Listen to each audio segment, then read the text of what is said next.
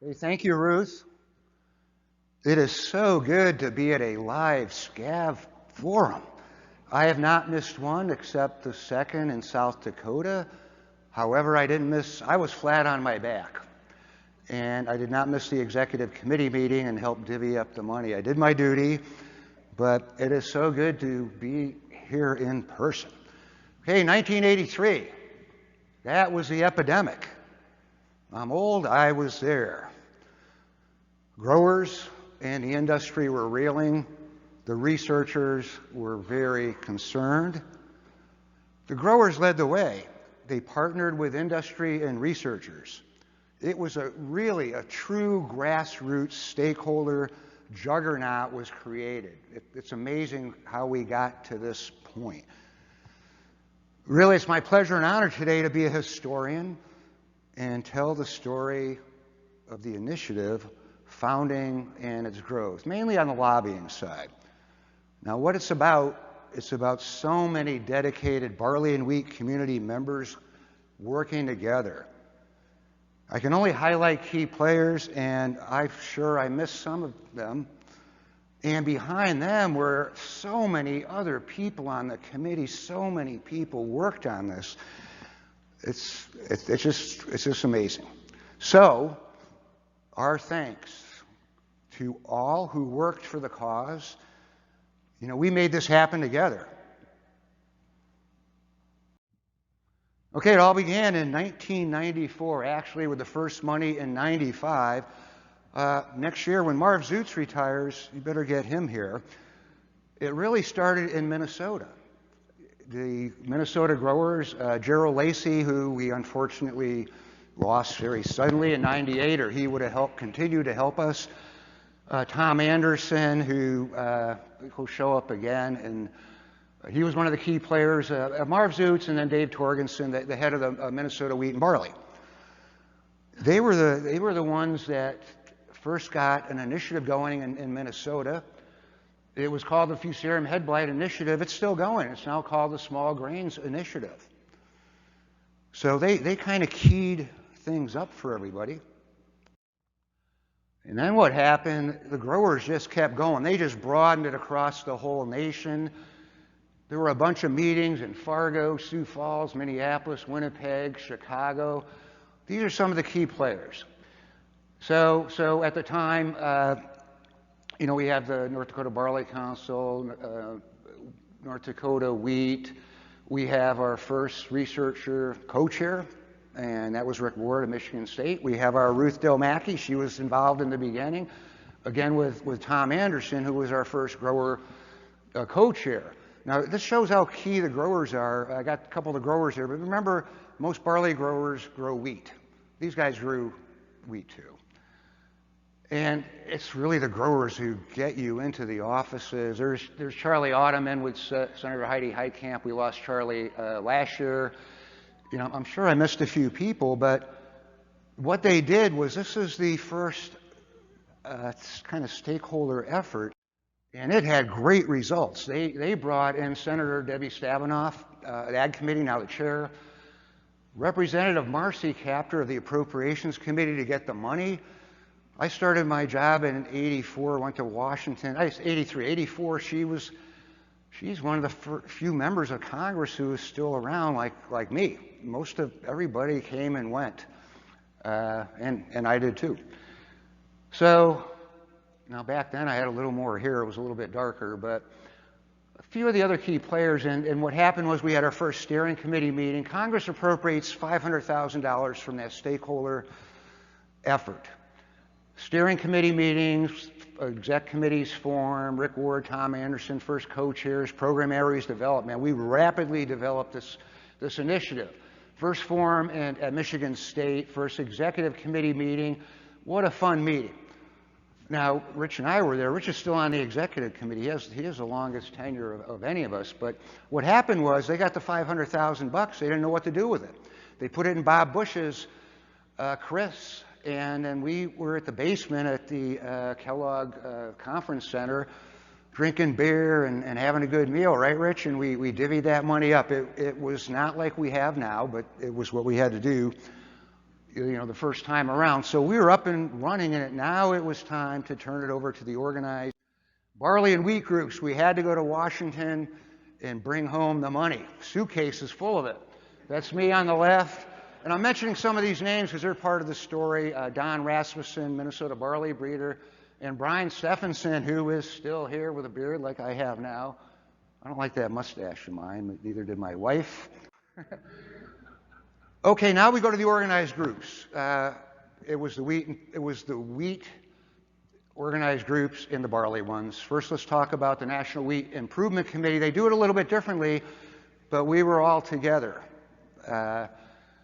So the National Wheat Improvement Committee was the lead, and they were supported by the National Association of Wheat Growers and also NAMA, National North American Millers. They did the lobbying part of it. Mainly, of course, all the Wheaties went in and lobbied, but they set that all up. That's really a lot of work. I'm just kind of teaching the differences between the two. In the Wheat Improvement Committee, it really falls on the chairs. And Dave Van Sanford can tell you this. All the chairs, they have to run the administration of the committee. So that is a lot of work. And these are the chairs that all worked on this and during my tenure. And I appreciate working. That's the main person that Barley Improvement Committee worked when they were chair, and that I worked with. It was really the chair of Wheat Improvement Committee and me as executive secretary. So great people. I got to tell you though, it's not just these chairs, and they can tell you all the people behind them. Every year going to Washington, every year writing the position papers on both sides. I mean, what a great effort. Okay, now it's a little bit different on the barley side. National Barley Improvement Committee was lucky to have a staff. I got hired in '83. My boss, I was vice president and technical director. He said, "You're going to run the National Barley Improvement Committee. We're going to make it into a lobbying group with growers and industry," because it was just a group of researchers. So the modern National Barley Improvement Committee started in 1984. I was the first executive secretary, and we have Ashley McFarland. She is the second, and that's it with the modern one. And then we had Scott and I were the dynamic duo. It was really Scott and I that were the staff of AMBA and the staff of NBIC. We did this together, our part of it, along with all of you and everybody else. But we're talking about administration, running the organization, and then also running all the lobbying. 2 months of hell getting ready for the trip, and then going to D.C. and lobbying. I love to talk, and that was really the fun part. And the partying time, we had great times in Washington. So we do it a little bit differently, but we work together like this. Both groups very, very effective. And I just want to show you a little bit more about the NBIC. When we went to the organized effort in March of 1998, this is an NBIC team that went in, and we kind of have the same structure, different people over the years. I have some of the chairs here, but Pat Hayes, 27 times he went to D.C. I don't know if any of the wheat people can beat some of the barley people. Hey, Horsley, you went 24 times. I'm not sure. We had a good time in D.C. That's why they kept coming back. Okay, I did 36 trips, and Scott was a little bit behind me with his 34 trips, and Dave Ruark with 24 trips. This brings in, we had elected people, and then we also have appointed people. Just trying to show you, and wheat has their own structure, but of course I know mine, just a little bit better. So over the years then, of course, different chairs, different people. The consistency was me and Scott. Even with National Wheat Improvement Committee, people came and people went. It was good that American Malting Barley was willing to support staff and put up the money for an organization. Not the Barley Improvement Committee that had no money. The Wheat Improvement Committee really has no money either. You got to count on other organizations that help out. Okay, here's our chairs. There'll be 2 pages of those, and you know a lot of these people. So I'll just flash those up there, and Pat Hayes was the one I showed you. We just started out with the Scab effort, and then on we went. Oh, I forgot. I wanted to make one quick point. because he's sitting here. Let me, not going back.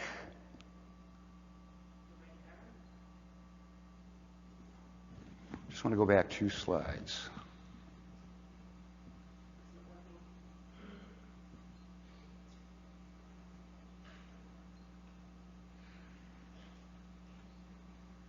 If you can't, you can't. I don't need it. I don't need a slide. Let's just stop here as long as I can go forward. I forgot to point out, Carl Griffey, so I'm talking about wheat and barley. Carl, he lobbied with the National Barley Improvement Committee. He was elected to that, and he was with the Wheat Improvement Committee.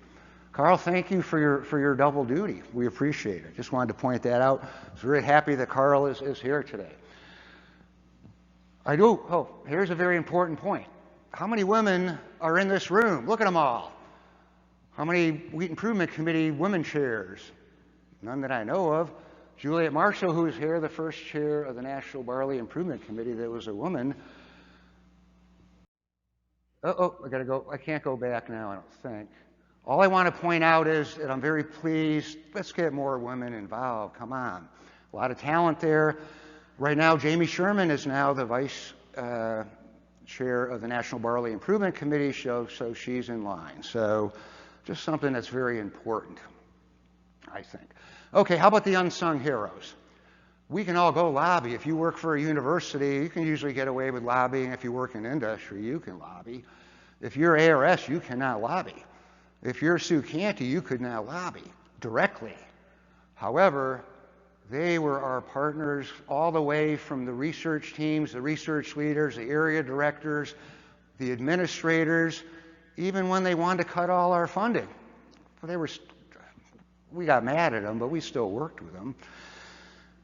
And I want to thank all the ARS people who helped make this possible, not just with the research, what they did behind the scenes. They can't go to Congress, but they can provide all that information you need to go to Congress and support you in many other ways like Sue did. Sue and I were always on the phone, always emailing. We were at it all the time. Thank you to Sue and to ARS too. Okay, let's talk about the money. Man, we were off on a quick roll. I'm going to give this in because there were different things that happened. So we started out, how am I doing on time, Ruth? How am I doing on time? I don't. Okay. Okay, these were the good old years. We got that $500,000. Then we got $3 million. Then we got $1.8 million. Then we got $800,000. We're up to $6.1 million in 4 years. We are up and running. We had really good resources. Okay, what happened next? Things were going pretty good. We added I show you the previous increases, but all of a sudden, the administration decided that they were going to propose terminations of parts of our grant program. Of course, we fought that. We were very successful. You can see that the total gross funding never changed. They weren't just after us. Anything approved by Congress, they wanted to get rid of. It's just a big battle on who controls the purse strings. However, Congress usually wins, and with the voters. And we are the voters, we are the taxpayers. So now they're trying to cut us. And then we hit the big kahuna. Is Paul Murphy here? Hey, Paul. As Paul pointed out on the phone the other day, this was the big one. This one hit us totally by surprise. I was in National Barley Improvement Committee meeting with the top administrators. It was going great. They hadn't told us the budget yet. And all of a sudden they say, well, we're cutting $4.7 million. Have fun up on the hill. They didn't say that, but I got to tell you, they really shocked us. It was right at the time.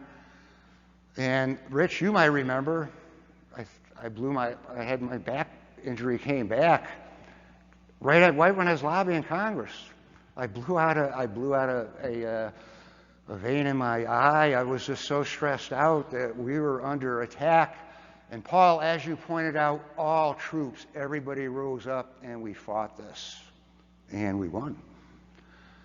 And on we go. And the only thing I want to mention now, I'm going to wrap it up. A very important point is it's not just getting the appropriations.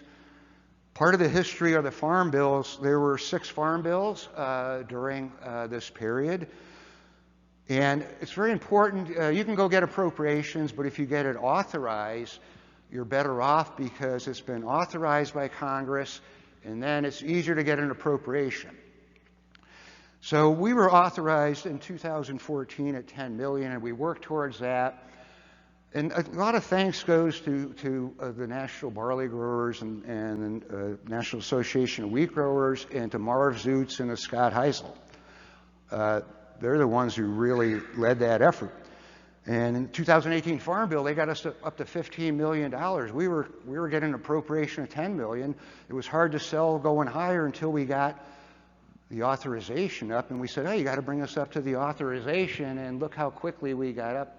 We're almost there, 14,950,000. We got $50 to go. So, and we're okay. This is what we all did. Kind of a quick history. I had a lot of fun being the historian. I'd like to do a little more of it. I was digging into the archives, and what the heck, I am history. I go way back to the beginning of this.